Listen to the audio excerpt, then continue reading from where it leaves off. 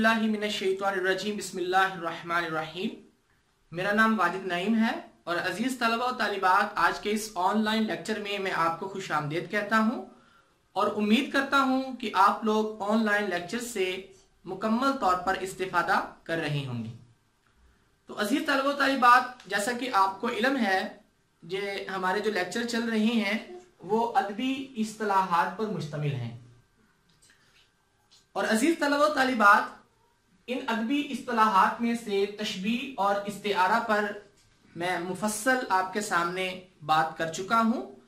तो अजीज तलबा और तालिबात, आज अदबी इस्तिलाहात में से आखिरी इस्तिलाह तलमीह, इस पर हम बात करेंगे।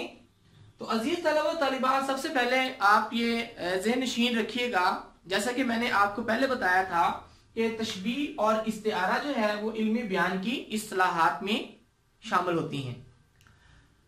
और आज की नशिस्त जिसमें हम तलमीह पर बात कर रहे हैं, तो तलमीह बेटा इल्मे बदी की किस्मों में आ जाती है। इल्मे बदी क्या है? सबसे पहले हम इल्मे बदी के माना और मफहूम पर बात करते हैं। जरा गौर से इसको सुनिएगा अजीज तलबा। बदी के लफ्जी माना अनोखा, अछूता और नादर के हैं।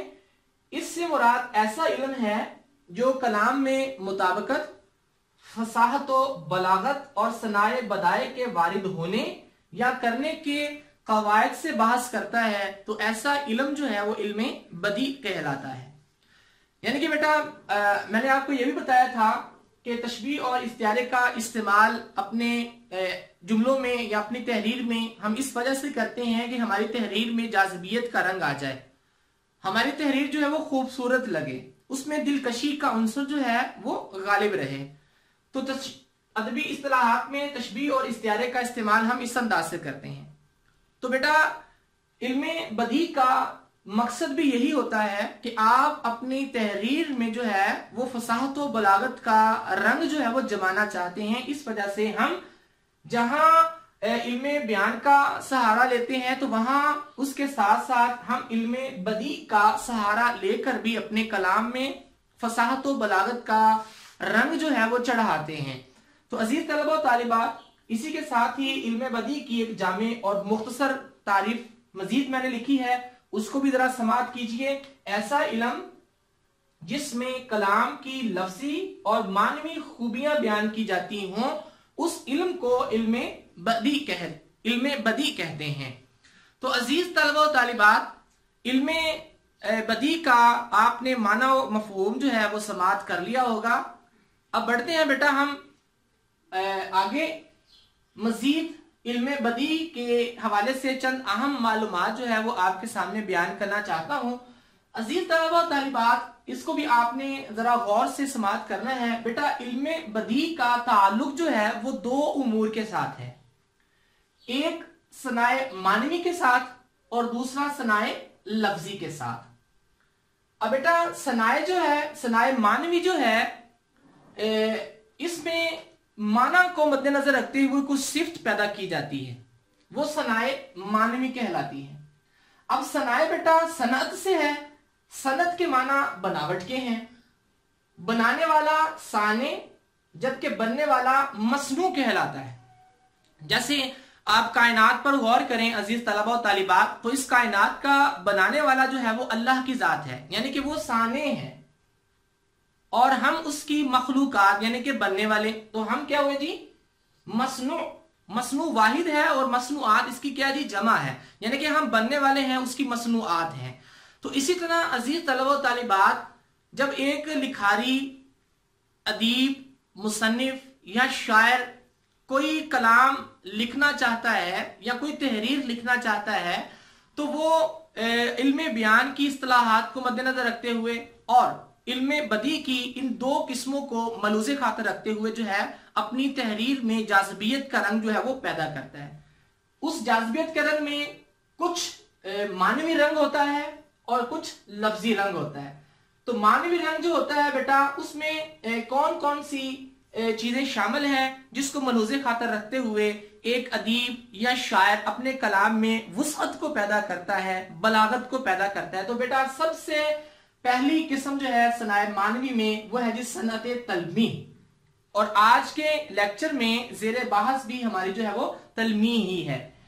इसके बाद बेटा सनत तजाद आ जाती है सनाए मानवी में, सनत लफ़ो नशर आ जाती है, सनत हुस्न तालील आ जाती है, सनत मुतरादिफ आ जाती है, सनत इहाम आ जाती है, सनत मुबालगा अराई आ जाती है, सनत मरातु नजीर आ जाती है। इसके अलावा भी बेटा बेशुमार किस्में हैं जो सनाए मानवी में आ जाती हैं।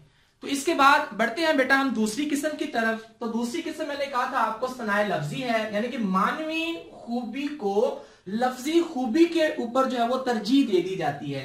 यहाँ मानों में कोई सिफ्त पैदा की जाती है, यहाँ लफ्जों में कोई सिफ्त पैदा करके मानवी खूबी को लफ्जी खूबी पर क्या है जी तरजीह दे दी जाती है। तो बेटा अब सनाए लफ्जी में कौन सी सनतें आ जाती हैं जिसको मद्देनजर रखते हुए हम अपनी तहरीर में जो है वो हुस्नो जाज़बियत का रंग पैदा करते हैं। तो सबसे पहले बेटा है सनत तजनीस। तजनीस का लफ्ज बेटा जिन्स से है, यानी कि बहुत से लफ्ज ऐसे होते हैं जो एक जैसे होते हैं लेकिन माना और मफहूम के लिहाज से मुख्तलिफ होते हैं। बाज लफ्जों में एराब की तब्दीली होती है, बाज लफ्जों में आवाज की सिर्फ तब्दीली होती है। तो ऐसी सनत जो है वो सनत तजनीस कहलाती है। तो अब सनत तजनीस की बेटा बेशुमार किस्में हैं, जिसमें देखिए मैंने लिखी यहाँ पर सनत मुहर्रिफ, इसको मुनहरिफ भी पढ़ते हैं, सनत खत्ती, सनत मुरक्कब, सनत ताम, सनत कल्ब, सनत मनकूता, सनत गैर मनकूता, तरसी। तो ये बेटा और भी इसमें बेशुमार किस्में आ जाती हैं जो सनत तजनीस में शामिल होती हैं। जैसे मैंने यहाँ पर मुख्तसर लिखी हैं ताकि कम से कम आपको इल्म हो कि हमारा उर्दू अदब जो है वो अपने अंदर कितनी जाज़बियत रखता है या कितनी इस्तिलाहात रखता है, जिसको मलहूज़े खातर रखते हुए हम जो है जब भी कोई तहरीर लिखते हैं तो हम इन अदबी इस्तिलाहात का यानी कि तशबीह, इस्तिआरा, तलमी या इल्मे बयान या इल्मे बदी का भरपूर सहारा लेकर जो है वो अपनी तहरीर में खूबसूरती को क्या जी पैदा करते हैं। तो मैंने यहाँ मुख्तसर सनतों का बेटा आपके सामने जिक्र किया है। इसके अलावा भी बेशुमार हैं और ये वो सनतें हैं जो इनमें से बहुत सी सनतें ऐसी हैं बेटा कि जो आप की जो साले अव्वल की उर्दू है उसमें इनका इस्तेमाल भी है। जैसे यहाँ पर ये मैंने तजाद, लफ़ो नशर, हुस्न तालील, मुतरादिफ, इहाम, मुबालगा, मरातुन नज़ीर, ये वो सनतें हैं या सनत तलमी, ये वो सनतें हैं जो आपकी टेक्स्ट बुक निसाब की जो हमारी किताब है उर्दू की फर्स्ट ईयर की, उसमें इन सनाए मानवी की सनतों का जो है वो बेशुमार तर्ज पर या बेशुमार जगहों पर जो है वो इस्तेमाल किया गया है। बेटा जब हम टेक्स्ट बुक की तरफ आएंगे तो मैं इंशाल्लाह आपको इनकी साथ साथ निशानदेही भी करूंगा। लेकिन मैंने यहाँ पर लिखा जी सनतों की बेटा एक तवील फहरिस्त है, लेकिन साले अव्वल की निसाब में मन दर्जा बाला सनतों में से सिर्फ एक सनत तलमी शामिल है जिसका ताल्लुक जो है वो सनाए मानवी के साथ है। बेटा एक बात जरूर ज़हन-नशी रखिएगा कि जो अदबी इस्तिलाहात मैंने आपको पढ़ाई हैं, तशबीह, इस्तिआरा, तलमी, 5 नंबर का पेपर जो है वो इसमें से बनना है। तो बेटा इसको आपने गौर से देखना है, गौर से सुनना है कि 5 नंबर पेपर में एक एक नंबर हमारे लिए बड़ा कीमती होता है। तो ये 5 नंबर की 3 इस्तिलाहात हमने पढ़ी हैं। तो चूंकि हमारा आज का जो लेक्चर है वो सनाए मानवी में से सनत तलमी पर है, तो बेटा हम बढ़ते हैं सबसे पहले सनत के माना व मफहूम की तरफ। जी बेटा हम पहले तलमी का जो माना मफहूम है उस पर बात करेंगे और मैं उम्मीद करता हूं बेटा कि जो पहली मैंने आपको बातें बताई हैं आपने उनको गौर से समाअत किया होगा। तो अजीज तलबा तालिबात, तलमी का माना मफहूम सबसे पहले आपके सामने बयान करना चाहूंगा। तलमी का लुग़वी माना जो है या लुग़वी तारीफ, इसको गौर से समाअत कीजिए बेटा। तलमी अरबी जुबान का लफ्ज है जो कि लामी हा यल माहू से माखज है, जिसके लुग़वी माना किसी चीज की तरफ इशारा करने के हैं, यानी कि इसमें किसी चीज की तरफ जो है वो इशारा किया जाता है तो वो तलमी कहलाती है। तो इस्तिलाही तारीफ में हम देखते हैं कि किन चीजों की तरफ जो है वो इशारा किया जाता है। अदबी इस्तिलाह में किसी नसर, नज़म या गजल में कुरानी आयत, हदीस मुबारका, तारीखी, सियासी, मजहबी या अफसानी वाकया की तरफ एक लफ्ज या चंद अल्फाज के जरिए से इशारा करना तलमीह कहलाता है। तो अजीज तलबा व तालिबात, ये तलमीह की लुग़वी और इस्तिलाही तारीफ थी, यानी कि एक लफ्ज के जरिए से या चंद अल्फाज के जरिए से हम नसर, नज़म या गजल में शामिल कुरानी आयात, हदीस मुबारका, तारीखी वाकया, सियासी वाकया, कोई मजहबी वाकया या कोई अफसानवी वाकया, उसकी तरफ जो है एक दो लफ्जों के जरिए से हम इशारा करते हैं, जिसकी वजह से पूरा वाकया जो है वो हमारे जहन में आ जाता है। तो अजीज तलबा व तालिबात, हम देखते हैं कि अब इस तलमीह की अफादियत क्या है, यानी कि तलमीह का इस्तेमाल जो हम अपनी तहरीरों में करते हैं तो उसका हमें फायदा क्या हासिल होता है। सबसे पहला फायदा देखिए बेटा, फौरन वो किस्सा या वाकया पढ़ने या सुनने वाले के जहन में आ जाता है जिसकी तरफ इशारा किया गया है। तो इसी के साथ ही बढ़ते बेटा दूसरी फायदे की तरफ। तो दूसरा फायदा इसका यह है कि वक्त की बचत होती है। लंबा किस्सा या कहानी बयान करने की बजाय सिर्फ एक या दो लफ्जों से पूरे वाकये का क्या जी इल्म हो जाता है, यानी कि एक दो लफ्जों के जरिए से पूरा वाकया जो है हमारे जहन में आ जाता है। इस वजह से लंबे किस्सों से बचने के लिए, लंबी तहरीरों से बचने के लिए और किसी की तबीयत पर गरानी ना हो, उस गरानी से बचने के लिए क्या जी मुसन्निफ, लिखारी या कोई शायर जो है इन अदबी इस्तिलाहात का इस्तेमाल करता है। अब देखिए बेटा, मैंने चंद मशहूर तलमीहात लिखी हैं, इसके अलावा और बेशुमार तलमीहात हैं जिनके जरिए से आप किसी न किसी वाकये तक जो है वो पहुंच जाते हैं। तो सबसे पहले देखिए बेटा, मैंने चंद मशहूर तलमीहात में मेराज मुस्तफ़ा सल्लल्लाहु अलैहि वसल्लम का जिक्र किया है। तो अब देखेंगे मेराज मुस्तफ़ा सल्लल्लाहु अलैहि वसल्लम के जरिए से हुजूर नबी अकरम सल्लल्लाहु अलैहि वसल्लम का सफर मेराज, जिसको कुरान मजीद ने इरशाद फरमाया, सुब्हानल्लज़ी अस्रा बिअब्दिही लैलन मिनल मस्जिदिल हराम इलल मस्जिदिल अक़सा अल्लज़ी बारकना हौलहू लिनुरियहू मिन आयातिना इन्नहू हुवस समीउल बसीर। ये देखिए कुरान मजीद की एक आयत है और इसमें सफर मेराज की खूबसूरती को अल्लाह रब्बुल इज़्ज़त ने किया जी बड़े जामे और जामे अंदाज में बयान किया है।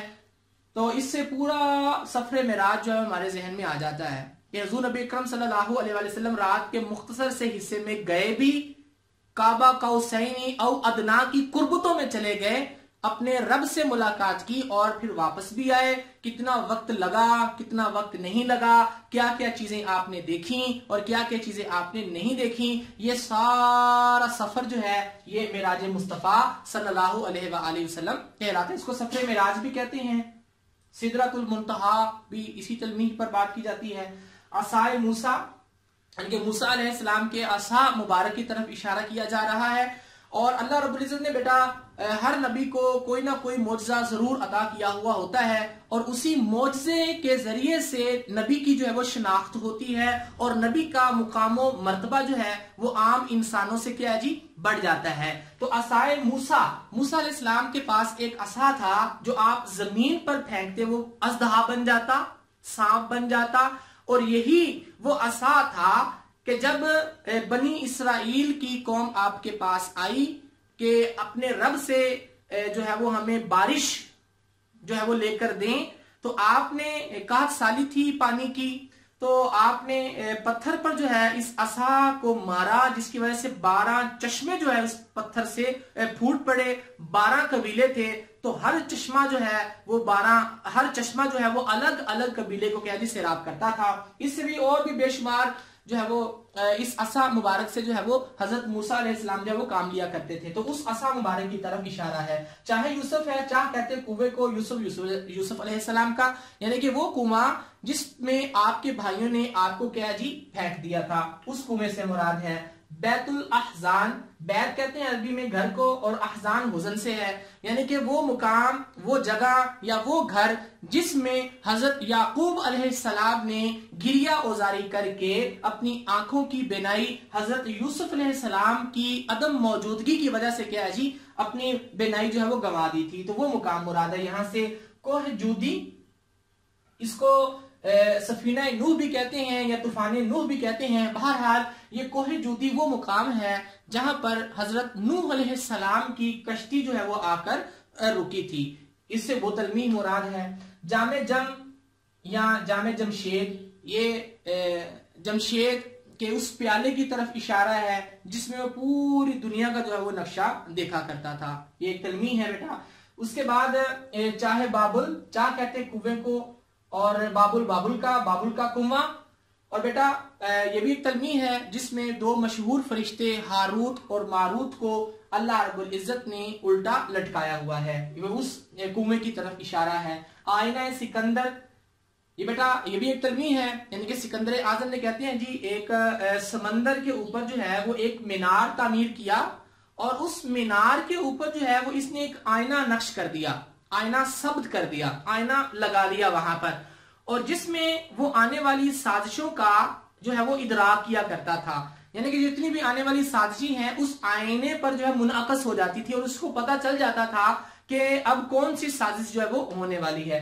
तो उस आईने की तरफ इशारा है। और ये सुलेमान, ये सुलेमान अलैहिस्सलाम के उस तख्त की तरफ इशारा है जो 80 हाथ लंबा और 40 हाथ जो है वो चौड़ा था, जिसमें सुबह के वक्त जो है वो आप 1 माह की मुसाफत तय कर लेते थे जिस पर सफर करते हुए, और शाम के वक्त 1 माह की जो है वो आप मुसाफत जो है वो तय कर लेते थे।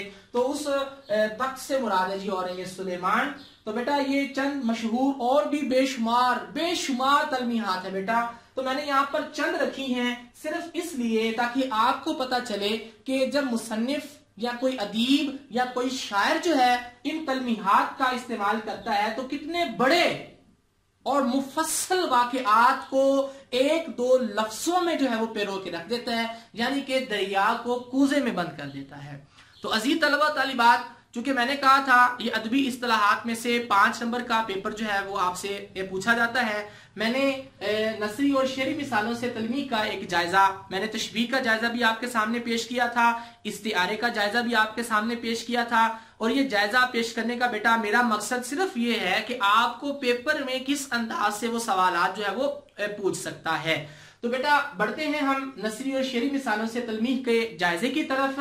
तो बेटा ये सारी मिसालें आपके फर्स्ट ईयर का जो निसाब है हमारा 11वीं जमात का निसाब जो है वो उर्दू का, उसी में से मैंने ये सारी मिसालें जो है वो ली हैं ताकि आप ये मुकम्मल तौर पर इस बात का इहाता कर लें कि हमारी उर्दू की किताब में ये तमाम अदबी इस्तिलाहात का भरपूर अंदाज से जो है वो इस्तेमाल किया गया है। सिर्फ एक मिसाल वो हटके है, लेकिन चूंकि वो भी तलमीह में ही आती है इस वजह से उसकी मैं निशानदेही आपको करता चला जाऊंगा जब वो आपको पढ़ाऊंगा। तो अजीज तलबा तालिबात, सबसे पहले हम नसरी मिसाल देखते हैं। अगर तुमने शिकस्त खाई है तो मार के ओहद से इबरत हासिल करो। सैयद सुलेमान नदवी का लिखा हुआ पहला सबक आपके निसाब का उसवा हसना सल्लल्लाहु अलैहि वसल्लम, उसमें से बेटा मैंने ये एक जुमला यहाँ पर लिखा है और इसमें मैंने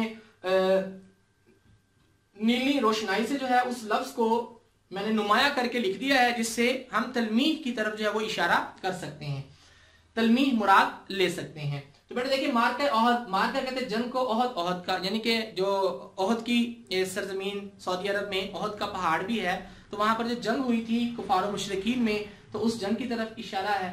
लेकिन हुजूर नबी अकरम सल्लल्लाहु अलैहि वसल्लम की बात अगर किसी ने तस्लीम नहीं की तो उस वक्त इस मारका ओहद से सैयद सुलेमान नदवी ने कहा हमें इबरत पकड़नी चाहिए, यानी कि जो बंदा नबी करीम सल्लल्लाहु अलैहि वसल्लम की बात को तस्लीम नहीं करता या उस पर अमल नहीं करता तो नुकसान का खदशा जो है वो हो सकता है।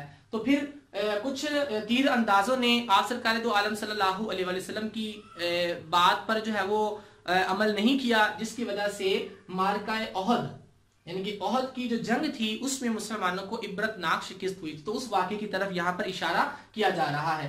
अगर गरीब हो तो शेब अबी तालिब भी महसूर और मदीने की मेहमान की कैफियत सुनो। अब यहाँ देखिए मैंने शेब अबी तालिब इसको सुर्ख रोशनाई से मैंने नुमाया करके लिख दिया है, और इसी शेब अबी तालिब से ही हमारी मुराद जो है वो तलमीही अंदाज को मलूज़े खातर रखते हुए हम बयान करना चाहेंगे यहाँ पर। अज़ीज़ तलबा, शेब अबी तालिब ये बनु हाशिम की मौरूसी घाटी थी जिसमें कुफार मुशरिकीन ने मुकम्मल तौर पर हुज़ूर नबी अकरम सल्लल्लाहु अलैहि वसल्लम और आपके खानदान से यानी कि बनु हाशिम से क़त्अ ताल्लुकी कर ली थी, और आपको और आपके तमाम खानदान को जो है शेब अबी तालिब में 3 साल के लिए जो है वो कैद कर दिया था। तो उस वाक़े की तरफ यहाँ पर इशारा किया जा रहा है। यानी कि देखें तो सैयद सुलेमान नदवी ने मार के ओहद एक पूरी तफसील है, अगर बयान करना चाहते तो उसवा हसना सल्लल्लाहु अलैहि वसल्लम जो सबक है हमारा निसाब में तो बहुत तवील हो जाता। शेब अबी तालिब पर मजीद बात करना चाहते तो वो कर सकते थे, इससे जो है वो हमारी इबारत या सबक जो है वो और तवील हो जाना था। तो इस तवालत से बचने के लिए जो है चंद तलमीहात का इस्तेमाल कर लिया जाता है, ताकि पढ़ने वाला जो है जब वो तलमीहात को पढ़ता है, उन अहम अल्फाज को पढ़ता है, तो वो किसी ना किसी माजी के वाक़े की तरफ क्या है जी उसका जहन जो है वो चला जाता है और उसको फौरन इल्म हो जाता है कि इस लफ्ज से मुराद क्या है। तो इसी तरह बढ़ते हैं बेटा शेरी मिसाल की तरफ। अब हम मोहम्मद इब्ने कासिम के सिहाबे जूद का परचम, ये तारक का, सलाहुद्दीन का, महमूद का परचम, ये भी आपके निसाब में शामिल एक नज़म है हिलाल इस्तकलाल, अबुल असर मोहम्मद हफीज जलंधरी की लिखी हुई नज़म है। तो उसमें से मैंने एक शेर लिया है, इसमें तारीख के 4 जो हीरोज हैं हमारे उनका बड़ा भरपूर अंदाज से जो है बड़े भरपूर अंदाज से जो है वो तज़किरा किया गया है। मोहम्मद इब्ने कासिम सिंध का फातेह सिंध,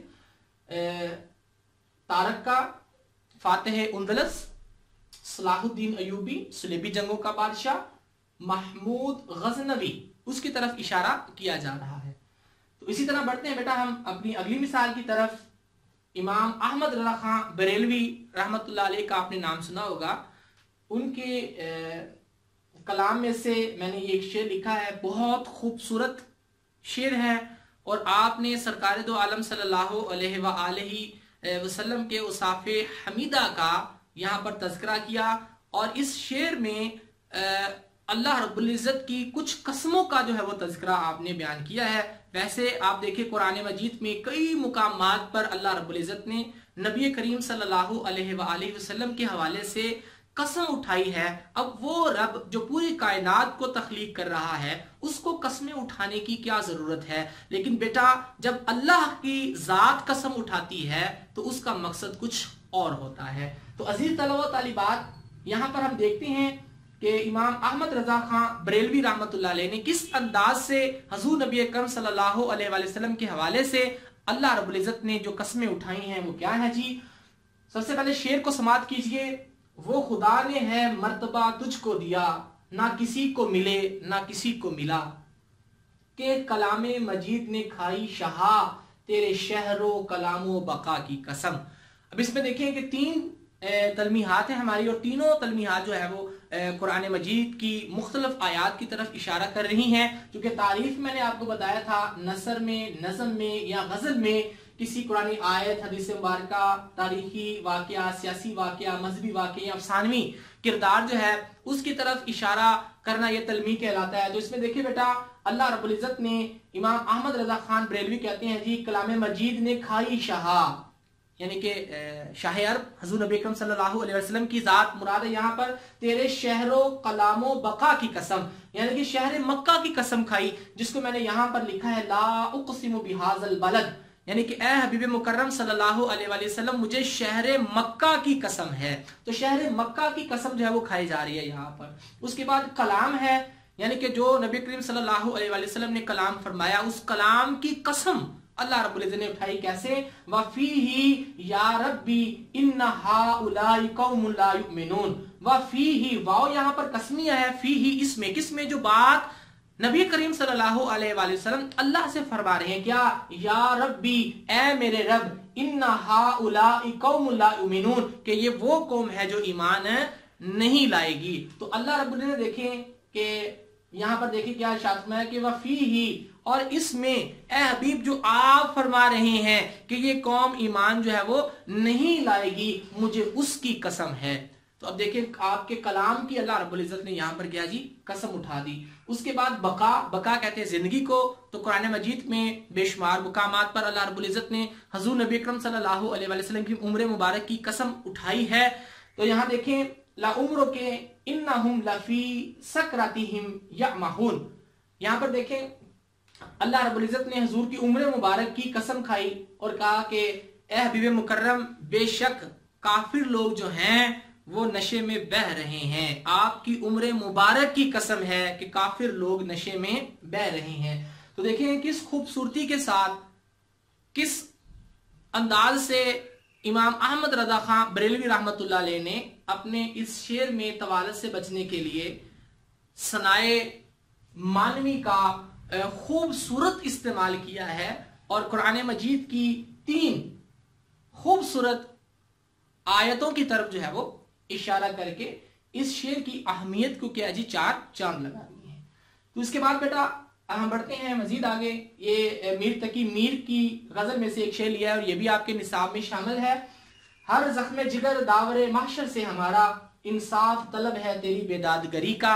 तो इसमें देखिए दावरे महशर का, हशर के रोज इंसाफ करने वाला, तो हशर के रोज इंसाफ करने वाली जात जो है वो अल्लाह की है। हर जख्म जिगर यानी कि मेरे जिगर पर लगा हुआ एक एक जख्म दावरे महशर से जो है वो इंसाफ तलब करेगा। इंसाफ तलब है तेरी बेदादगरी का, बेदादगरी कहते हैं जुल्म सितम का, यानी कि हमारे जिस्म पर या मेरे जिगर पर लगा हुआ एक एक जख्म जो है वो रोजे महशर या हशर के रोज दावरे महशर से यानी कि इंसाफ करने वाले से उन जख्मों का हिसाब जो है वो तलब करेगा। तो ये गजल से बेटा मैंने मिसाल दे दी। तो और भी देखें लैला मजनू का आप किस्सा सुनते हैं, सोनी महिवाल का किस्सा आप सुनते हैं, हीर रांझा का किस्सा आप सुनते हैं। तो ये अफसानवी किरदार है बेटा। तो ये अफसानवी किरदार की तरफ इशारा करना होता है किसी और उसके साथ साथ जो है तारीखी वाकयात की तरफ, जो मैंने मोहम्मद इब्ने कासिम, तारिक का, सलाहुद्दीन का और महमूद का तज़किरा किया, ये तारीखी वाकयात की तरफ आ जाते हैं। हदीस मुबारक की अगर बात करें तो एक बहुत खूबसूरत हदीस है, अल फ़क्र फ़ख्री, हुज़ूर ने इरशाद फरमाया मुझे फ़क्र पर फ़ख्र है, वल फ़क्र मिन्नी, और फ़क्र मुझसे है। इसमें इस हदीस मुबारक में आप सरकार दो आलम सल्लल्लाहु अलैहि वसल्लम की पूरी जिंदगी जो फ़क्र पर मामूर थी हम उसका मुताला करते हैं। तो इस अंदाज से बेटा तलमीक का इस्तेमाल किया जाता है कि आप अपनी तहरीर में फसाहत और बलागत का रंग पैदा करने के लिए, तवालत से बचने के लिए, एक लंबे चौड़े किस्से और कहानियों से बचने के लिए आप मुख्तसर और जामे अंदाज में उनको बयान कर देते हैं, जिससे आपका मकसद भी पूरा हो जाता है और पढ़ने वाले पर आपकी तहरीर जो है वो गरा नहीं गुजरती, बल्कि वो आपकी तहरीर को अच्छा महसूस करता है। तो अजीज तलबा और तालिबात, आज हमारी अदबी इस्तिलाहात जो है वो मुकम्मल हुई। मैं उम्मीद करता हूं कि आप इन अदबी इस्तिलाहात को भरपूर अंदाज से याद करेंगे और जो अहम निकात आप इनमें से पढ़ेंगे उनको अलग अपनी डायरियों पर जो है वो नोट करेंगे और उनको याद रखेंगे। इसी के साथ ही मुझे इजाजत दीजिए। अस्सलामु अलैकुम।